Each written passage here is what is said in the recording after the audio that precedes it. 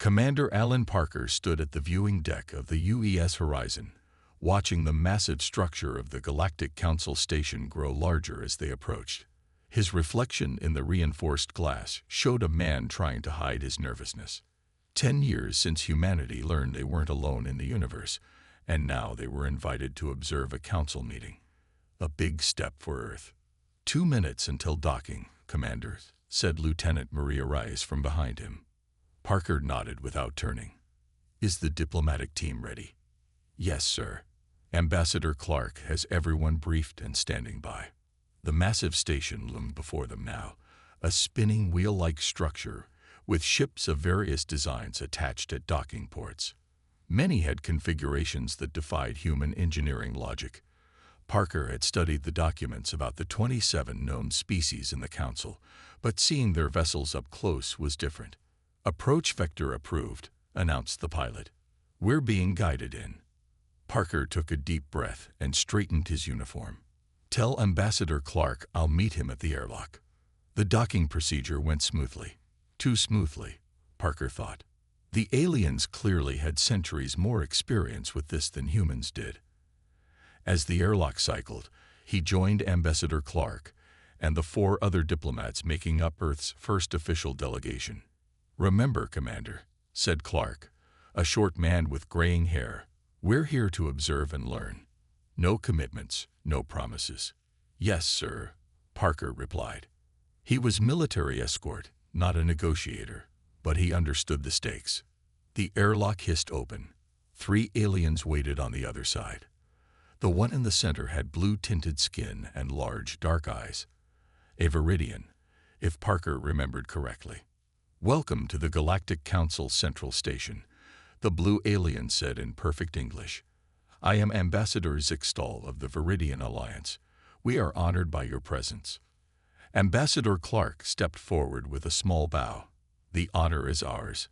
Ambassador, we appreciate the opportunity to observe your proceedings. Zixtal made a flowing gesture with 4-fingered hands. Please, follow me. The session begins shortly.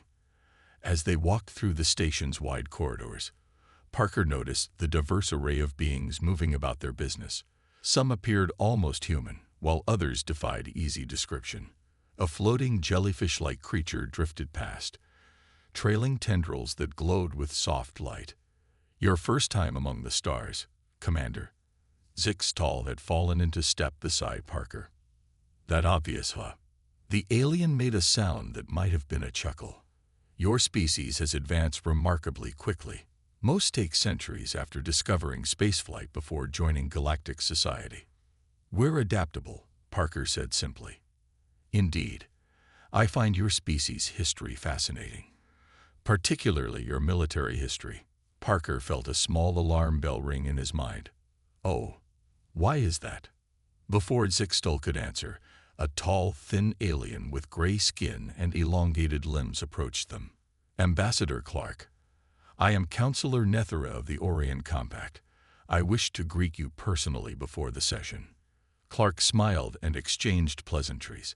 As the diplomats talked, Nethera's assistant, a smaller version of the counselor, sidled up to Parker. Commander, a word. The voice was quiet, barely above a whisper. Parker stepped slightly away from the group. Yes. Be careful. The interest in humans is not just diplomatic curiosity. What do you mean?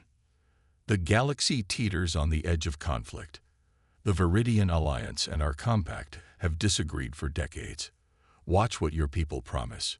A chime sounded through the corridor before Parker could ask more. The session begins, announced Zixtal. Please, follow me to the observation gallery. The council chamber was enormous, a vast amphitheater with hundreds of representatives from across the galaxy. As Earth's delegation took their seats, Parker noticed the subtle division in the room. Species clustered in what appeared to be 2 major factions. The session had barely begun when a small alien rushed to the central podium and whispered to the council leader. The room fell silent. We have received word of an incident at the Proxima border station, the leader announced.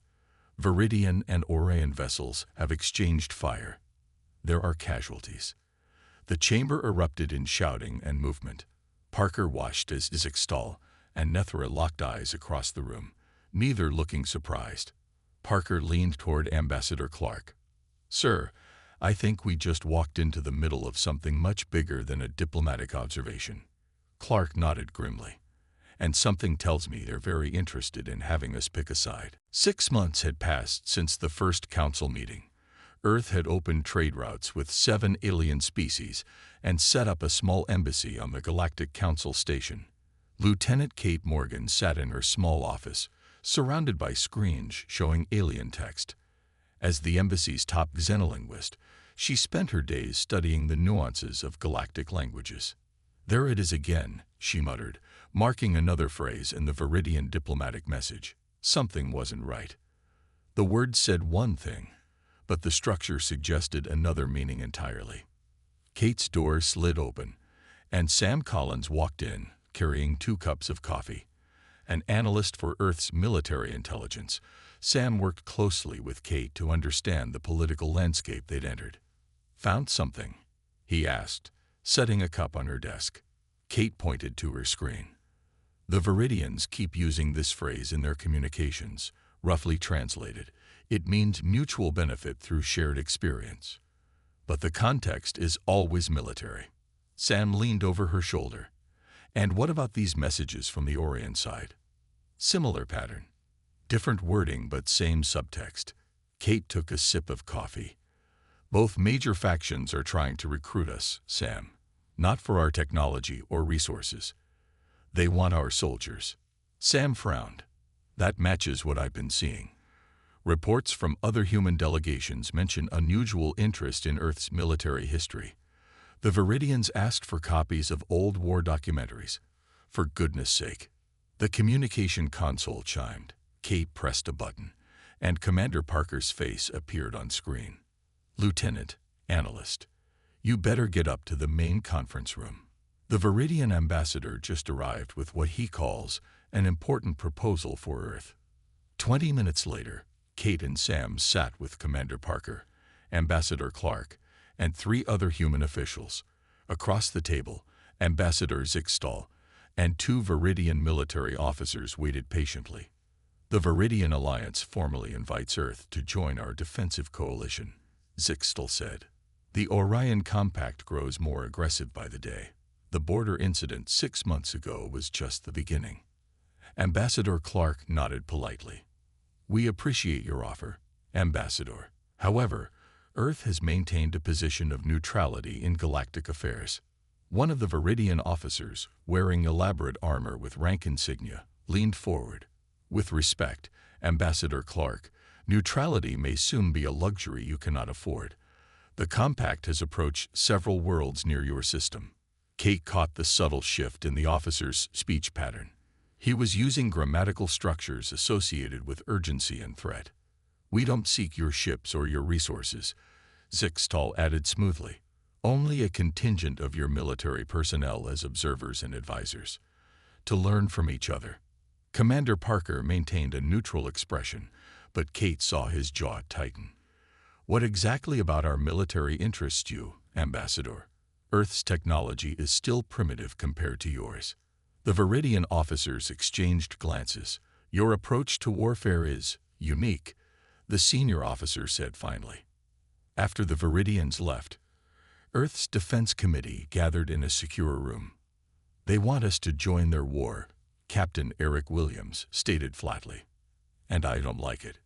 "Both sides are courting us," Parker added. "The question is why. We can't offer them technological advantages." Sam pulled up charts on the main screen. "I've analyzed the limited combat footage we've been allowed to see. Galactic warfare follows predictable patterns. Ritualized, even. Limited casualties, defined engagement rules." Kate nodded. "Their languages don't even have equivalents for many of our military terms. Concepts like guerrilla warfare, scorched earth, total war, these don't translate well." "They want us because we fight dirty," Williams said. "Because humans optimize for winning, not for following rules of engagement." A heavy silence fell over the room. "The United Defense Force recommends limited engagement," Parker said finally. 50 observers attached to Viridian vessels. No combat roles. Ambassador Clark sighed. If we refuse both sides, we risk alienating potential allies. At least this way we can learn more about the situation. I hope we don't regret this, Williams muttered. 3 weeks later, 50 human military personnel prepared to board Viridian vessels as observers. Among them was Major Lisa Chen, a tactical specialist with combat experience. As she watched her team board the alien ship, she couldn't shake the feeling that humanity was crossing a line it shouldn't. Just observers, she reminded herself. What could possibly go wrong? Major Lisa Chen stood on the observation deck of the Viridian warship Sunward Glory, watching the massive fleet formation around them. 2 weeks had passed since the human observers joined the Viridian forces, and Chen was puzzled by what she had seen. Beautiful, isn't it? Asked Fleet Commander Krax, a tall Viridian with decorative scars along his blue-tinted face. 300 ships moving as one. Chen nodded politely. Very impressive, Commander. Though I notice your formation leaves the rear flanks exposed. Krax made a clicking sound that Chen had learned was amusement. Not exposed, Major. That is where our opponents will attack, as tradition dictates. The galactic combat protocols are quite specific. Chen tried to hide her surprise. You know in advance where they'll attack. Of course, just as they know where we will counter. It minimizes unnecessary losses while still determining the superior force. Chen struggled to understand. In the military exercises she had observed, both sides followed strict patterns. Ships fired at partial power. Casualties were carefully limited. It was like watching a complex dance rather than actual combat. Later that day, Chen met with the other human observers in their private meeting room. It makes no sense, said Lieutenant Graham, a stocky man with a shaved head. Their weapons could destroy planets, but they hold back. It's like they're playing a game. Their history is different from ours, Chen explained. They didn't evolve through constant warfare like humans did. Their conflicts have rules. Lieutenant Patel, a weapons specialist, shook her head. They're fighting with one arm tied behind their back. Even a basic flanking maneuver would. An alarm blared through the ship, cutting her off. The humans looked at each other. This wasn't scheduled. Chen's communication device buzzed. All observers to command deck. This is not a drill. When they arrived at the command deck, chaos reigned. Officers moved rapidly between stations while Commander Krax shouted orders. What's happening? Chen asked a nearby officer. Orion raiders, the Viridian replied tensely. They attacked our supply vessels. This is not according to protocol. Chen watched the tactical display. 3 Viridian supply ships were under attack by 5 smaller Orion vessels. The main Viridian fleet was too far to help quickly. Why not send your fast attack ships around Sector 4? Chen suggested, pointing to the display. Krax looked horrified. That would place them outside the engagement zone. It's not permitted. Chen couldn't believe what she was hearing. Commander, your people are dying while you follow rules that the enemy is clearly ignoring. More alarms sounded. One of the supply ships sent out a distress signal before going silent. 27 crew members on that vessel, a Viridian officer reported solemnly. Something snapped inside Chen. Give me ship control access. That is not permitted for observers. Krax started, but Chen cut him off. People are dying. Let me help or those other ships are next. After a moment's hesitation, Krax nodded. Chen immediately took over a tactical station and began issuing orders through the translator. Divert these patrol ships here and here, she said, marking positions on the display. Have them come in from multiple vectors. But that's outside the designated combat pattern, protested a Viridian officer. Exactly, Chen replied grimly. What followed shocked the Viridian crew. Chen directed their patrol ships in a series of unpredictable maneuvers. The Orion raiders, expecting traditional responses, were caught off guard. Within minutes, 2 raider ships were disabled, and the others retreated. The command deck fell silent as the Viridians stared at Chen. "You saved the other supply ships," Commander Krax said finally. "But your tactics," he seemed at a loss for words. "Where did you learn such brutally efficient methods?" asked another officer, his voice a mixture of awe and revulsion. "This is basic tactical response on Earth," Chen replied, confused by their reaction. "We call it adaptive combat." Word spread quickly through the fleet. The humans had shown something new.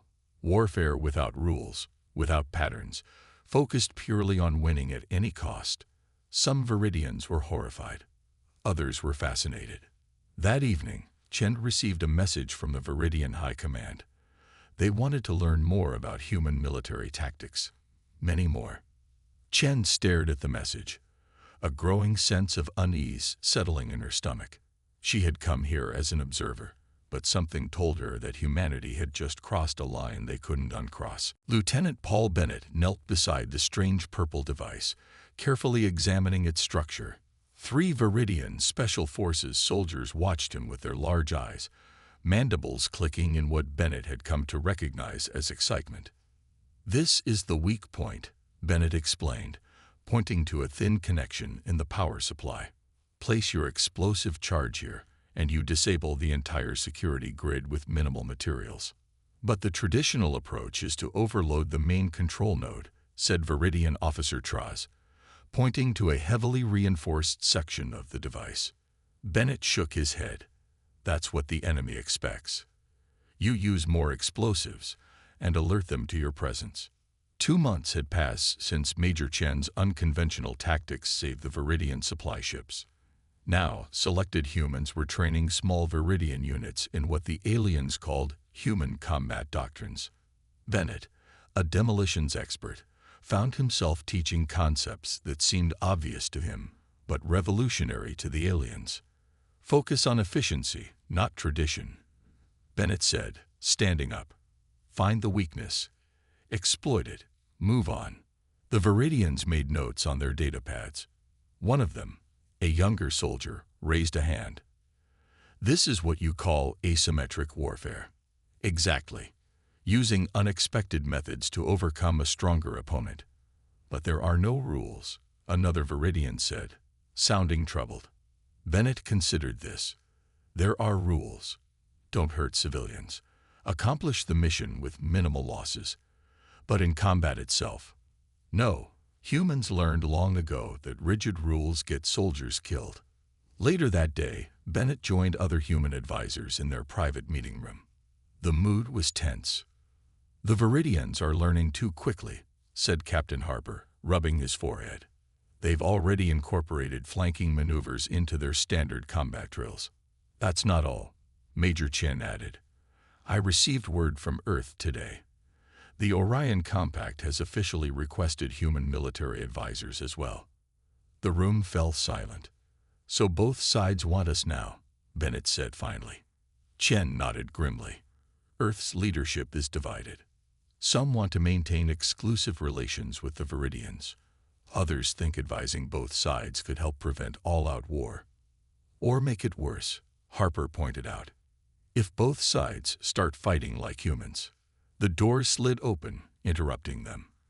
Commander Alan Parker walked in, looking tired. He had been sent from Earth a week ago to assess the situation. "We have a problem," Parker announced. "A diplomatic summit is scheduled for next week. Both Viridian and Orion leaders will attend, hoping to prevent war." "That's good news, isn't it?" Bennett asked. "It should be. But Earth just received intelligence that suggests someone might attack the summit, and they might use what they've learned from us to do it." The summit was held on a neutral space station near the disputed border. Bennett and Chen were part of the human security contingent, working alongside Viridian forces. The first 2 days passed without incident. On the 3rd day, as leaders from both factions met in the main chamber, everything went wrong. Bennett was monitoring the station's security feeds when he noticed something odd. A maintenance worker moving through a restricted area, carrying equipment that didn't match standard repair tools. "Security breach in Section 12," Bennett reported into his communicator. possible hostile with unknown device. Before security teams could respond, explosions rocked the station. Not at the obvious targets like the main chamber or life support systems, but at seemingly random structural points. Multiple breaches. Someone shouted over the communication channel. Station integrity compromised in sectors 4, 7, and 9. Bennett's blood ran cold as he realized what had happened. They targeted the structural weak points, just like I would have taught. The attack killed 11 diplomats, including 2 high-ranking officials. As medical teams treated the injured, Bennett overheard 2 Orion security officers talking. The explosives were placed exactly where we wouldn't look, one said. No traditional attacker would target those areas. They fought like humans, the other replied, voice filled with disgust. In the aftermath, evidence pointed to a radical faction wanting to ensure war between the major powers. But the method of attack caused as much concern as the attack itself.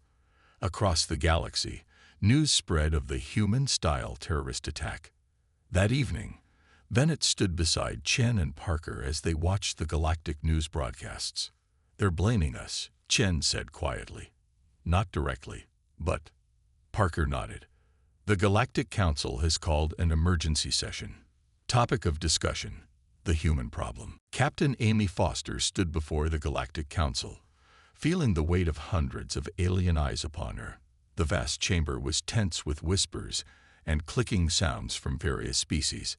As the highest-ranking human military officer still at the Council station, she had been chosen to speak for Earth. The actions at the diplomatic summit were not sanctioned by Earth or any human representatives, Foster said clearly. We condemn these attacks and offer our full support in finding those responsible. The Council leader, a tall being with crystalline features, raised a hand for silence. Captain Foster, no one is directly accusing humans of carrying out the attack.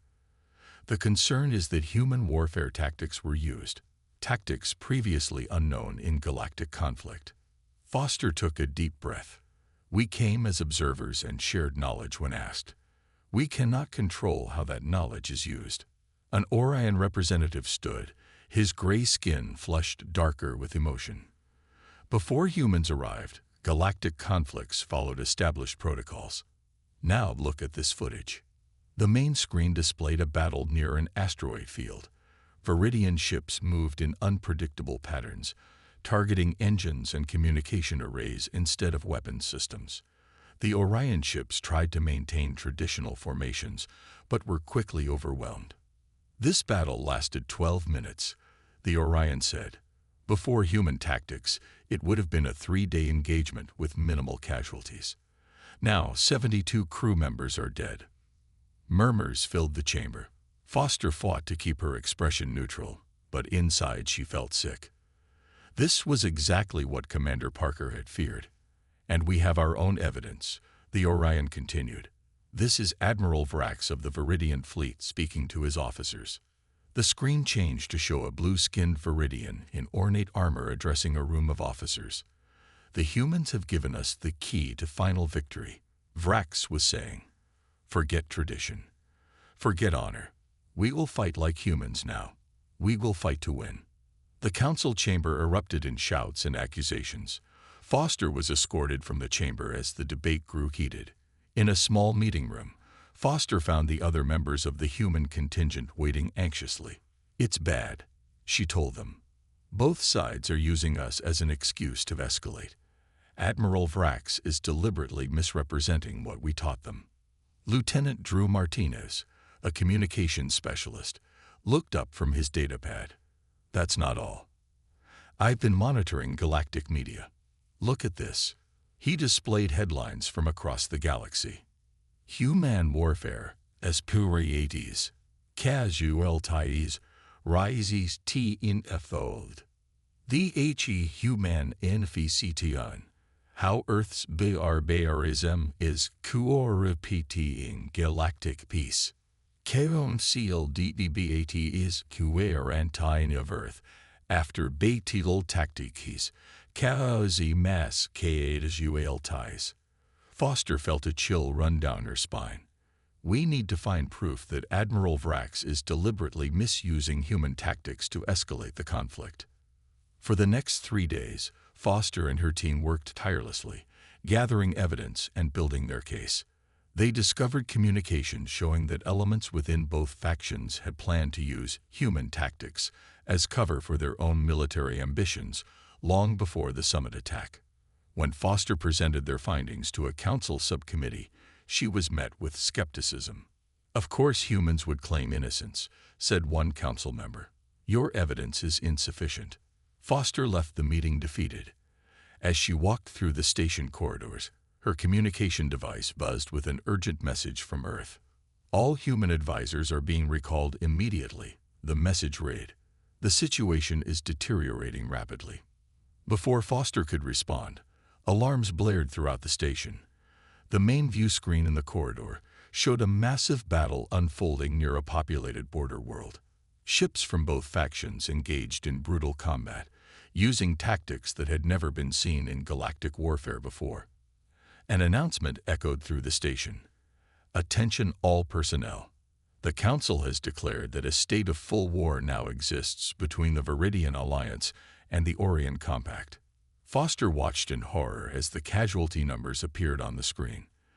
This was no longer the limited ritualized combat that had characterized galactic conflicts for millennia. This was war as humans knew it, efficient, ruthless, and deadly. She thought of Lieutenant Bennett's lessons on targeting weaknesses, Major Chen's adaptive combat strategies, and all the other human military knowledge that had been shared. Knowledge that was now being twisted and used in ways they never intended. "What have we done?" she whispered as the numbers of dead continued to rise on the screen before her. Sergeant Ryan Davis moved quickly through the crowded medical bay, carrying supplies to the treatment area. Around him, medical staff from 6 different species worked frantically to save the wounded. The air smelled of antiseptic and strange alien blood. 2 weeks had passed since the declaration of full war. Most human military advisors had been recalled to Earth, but Davis and a small team of medical personnel had volunteered to stay behind. As a combat medic, Davis couldn't bring himself to abandon the wounded, even as the conflict he had inadvertently helped create spiraled out of control.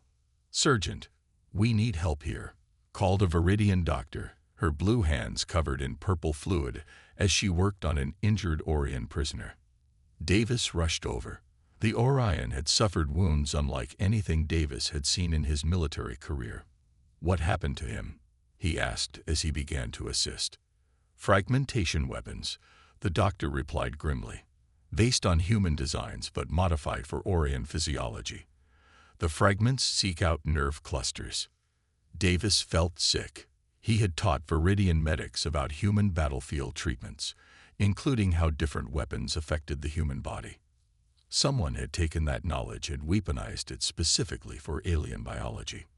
"Will he survive?" Davis asked as they worked together to remove the fragments. "Unknown. We have never treated injuries like this before. Galactic warfare never produced such specific damage." Later that day, Davis joined the other human medical staff in their makeshift break room. Dr. Linda Peterson, chief of the human medical team, looked exhausted as she studied reports on her tablet. "Casualty numbers are 10 times higher than any previous galactic conflict," she said without looking up. "Both sides are targeting vulnerabilities we identified during training. Communication centers, command structures, supply lines. Basic military strategy for us," Davis said, "but revolutionary to them." "And devastating," Peterson added. Their entire system of warfare was built around minimizing casualties while determining superiority. We taught them how to fight for total victory instead. The door opened, and a young human nurse entered, her face pale. "You need to see this," she said, activating the room's view screen. The screen showed footage from a planet on the border between Viridian and Orion space. Once a thriving world with 3 billion inhabitants, now large portions of its surface were dark. Cities burned. Refugee ships fled the atmosphere as orbital platforms exchanged fire above them. They used the planetary shield strategy, Davis realized aloud. Disable the shields at key points rather than trying to overwhelm the entire defense system. Another human tactic, Peterson said quietly. God help us. Davis's communicator beeped with an incoming message from Commander Noah West, one of the few human military officers still in the combat zone. Sergeant Davis, I'm assembling a team. West's message read, meet me at Docking Bay 7 in 2 hours. Bring any medical staff willing to come. This has to stop. When Davis arrived at the docking bay, he found West with an unusual group, humans from both Viridian and Orion advisory teams, plus a handful of aliens from both factions. What is this? Davis asked. A coalition of the sane, West replied. Everyone here agrees this war has gone too far. We're going to force a ceasefire. How? West gestured to the alien members of the group. These officers have given us access codes to their communication networks. We're going to simultaneously disable the command and control systems of both sides. That's insane, Davis protested. It's treason against our hosts and Earth will. Earth hasn't seen what we've seen. West cut him off. Look around you, Sergeant. The aliens who fought alongside us understand. This isn't war anymore. It's slaughter. A Viridian officer stepped forward. My people have forgotten why we fight. Tradition had purpose. It limited suffering. What we do now, she couldn't finish. An Orion officer nodded in agreement. Both sides have lost their way. If we do not stop this, billions more will die. Davis looked at the diverse group, enemies and allies standing together, united by their horror at what galactic warfare had become under human influence. What's the plan? He asked finally. We target the command infrastructure of both sides simultaneously, West explained. Then I broadcast evidence that both faction leaders have been manipulating this conflict for their own power. And finally, I make them an offer they can't refuse. What offer? West's face hardened. I tell them that unless they agree to immediate ceasefire talks, we will teach their opponents even more devastating human tactics, ones we've been holding back. Davis stared at him. Would you really do that? No, West admitted quietly, but they don't know that. Fear of human warfare might be the only thing that can bring peace now. Commander Noah West sat in the pilot's seat of the stolen Viridian scout ship, guiding it through the debris field that had once been a defensive station. Around him, his unlikely crew worked at various stations, 3 humans, 2 Viridians, and an Orion technician. Time to insertion, West asked, not taking his eyes off the navigation screen. 4 minutes, replied Lieutenant Kelly Barnes, his communications officer. The Orion command carrier is right where our intelligence said it would be. It had been 3 days since they began their desperate plan. 3 days of surgical strikes against communication relays, command centers, and intelligence hubs. Not to destroy them, but to infiltrate and gather evidence. Are you certain this will work? Asked Krex, the Viridian science officer who had defected to their cause. Both factions have secondary systems. We're not trying to win a war, West explained. We just need to create enough confusion to get our message through to everyone simultaneously. On a nearby planet, Sergeant Davis led another mixed team into position near the Viridian Fleet headquarters. Their mission was to place signal boosters that would ensure West's broadcast reached every ship and base in the sector. Team 2 in position, Davis reported over the secured channel. Boosters active in 30 seconds. Across the sector, similar teams of humans and defectors worked together. Some placed broadcasting equipment. Others created distractions. A few brave souls infiltrated high command to ensure the right people would be watching when the time came. West's ship slipped past the Orion carrier's outer sensors, using stealth technology that neither faction had fully understood until humans explained its principles. We're in range, Barnes announced. All teams report ready. West took a deep breath. Begin transmission. Throughout the war zone, on every ship, station, and ground base of both factions, regular communications suddenly cut out. Screens flickered, and then Commander West's face appeared. This message is being broadcast to all Viridian and Orion forces, he began. I am Commander Noah West of Earth. What I'm about to show you has been hidden from most of you by your leaders. The broadcast shifted to show intercepted communications between Admiral Vrax of the Viridians and High Commander Zol of the Orion Compact, the two highest military leaders of their respective factions. The humans have given us exactly what we needed, Vrax was saying in the recording. An excuse to abandon the old restrictions and finally achieve total victory. Indeed, replied Zol. Our civilians may be horrified by the casualties, but they blame the humans, not us. This is the opportunity we've waited centuries for. The recording continued, showing both leaders discussing how to manipulate their own governments, how to ensure the conflict escalated, and how to use human barbarism as a cover for their ambitions. West's face returned to the screens. These leaders have betrayed you. They've used human tactics as an excuse to pursue a level of war your civilizations have avoided for millennia. But they didn't understand what they were unleashing. The broadcast showed footage from multiple battlefields, the devastation, the unprecedented casualties, the breaking of traditions that had kept galactic warfare limited for thousands of years. This must end now, West continued, his voice firm. My teams have temporarily disabled your primary command and control systems. You have 6 hours to establish a ceasefire and begin peace talks. He paused, his expression grim. If you refuse, we will teach your opponents tactics we've held back until now. Earth has millennia of warfare experience that makes what you've seen so far look merciful. We know how to target planetary biospheres. We know strategies that could reduce populated worlds to ash. West leaned closer to the camera. We don't want to share this knowledge. But if it's the only way to stop this madness, we will help one side completely destroy the other.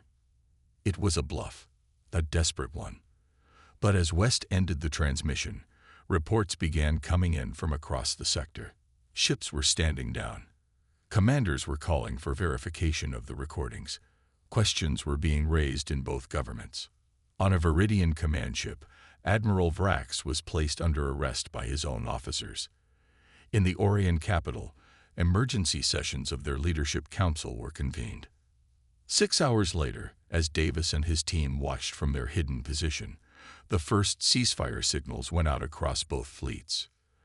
They're actually stopping, whispered one of Davis's team members in disbelief. Davis nodded slowly. Because deep down, they don't want to fight like humans. They've seen where it leads. Dr. Olivia Martinez stood before the Galactic Council, her posture straight despite her exhaustion. 3 months had passed since Commander West's desperate gambit forced a ceasefire. Now, representatives from all 27 species filled the chamber, gathered for what many called the most important council session in 1,000 years. Distinguished council members, Martinez began, her voice clear in the hushed room. I am here to present our analysis of what has been called the human problem. As Earth's leading expert on xenopsychology, Martinez had spent weeks preparing this presentation. On the screens around the chamber, images appeared showing the devastation caused during the brief but brutal war. The conflict between the Viridian Alliance and the Orion Compact lasted only 42 days, she continued. Yet it caused more destruction and death than the previous 500 years of galactic conflicts combined. Murmurs filled the chamber. Martinez glanced at the human delegation seated nearby, including Commander West, Sergeant Davis, and Captain Foster. All had been granted amnesty for their roles in ending the war, but humanity's future relationship with the galactic community hung in the balance. You have all reviewed our report on human warfare, Martinez said. Now I will explain why humans fight as we do, and why our methods proved so devastating when adopted by your civilizations. She displayed a timeline of Earth's military history, highlighting major conflicts and their casualty figures. Humans evolved on a harsh world with constant competition for resources. Our history is filled with warfare. Unlike your civilizations, we never developed the ritual combat traditions that limited casualties and preserved social structures. Martinez showed comparative brain scans of humans and various alien species. When faced with conflict, humans optimize for one thing: winning. We evolve to identify vulnerabilities, adapt quickly, and do whatever necessary to survive. This created warfare focused on efficiency rather than honor.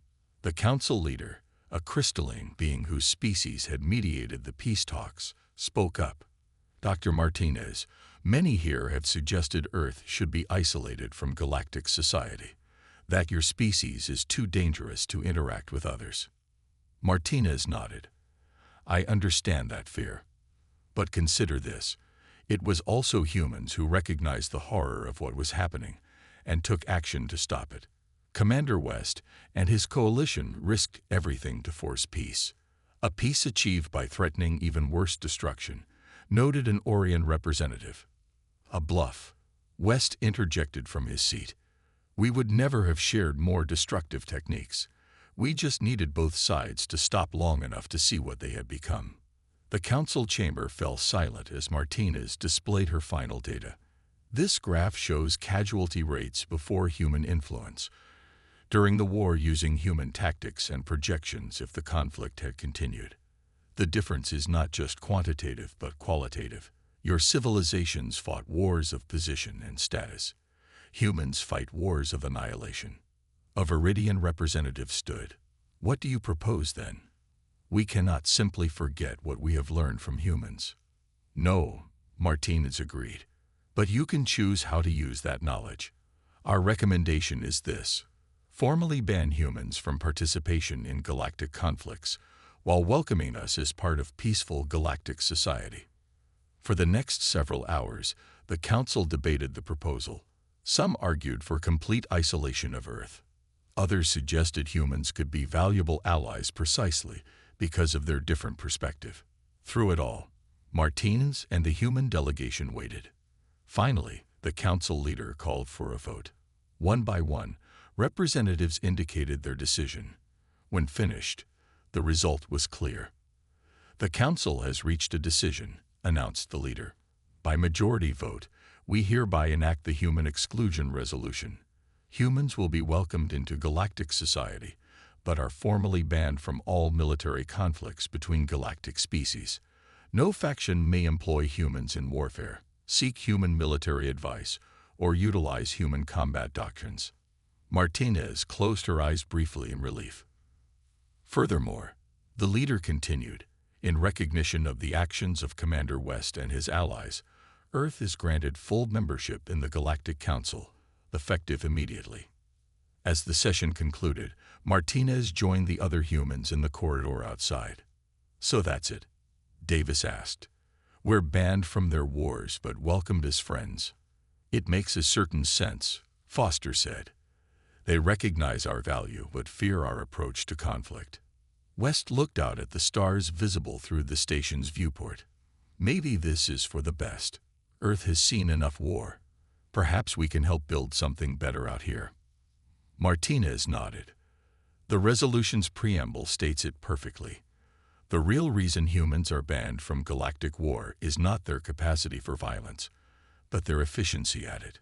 She watched as members of various species passed by, some nodding respectfully to the humans, others still keeping their distance. It's a new beginning, she said, for them and for us.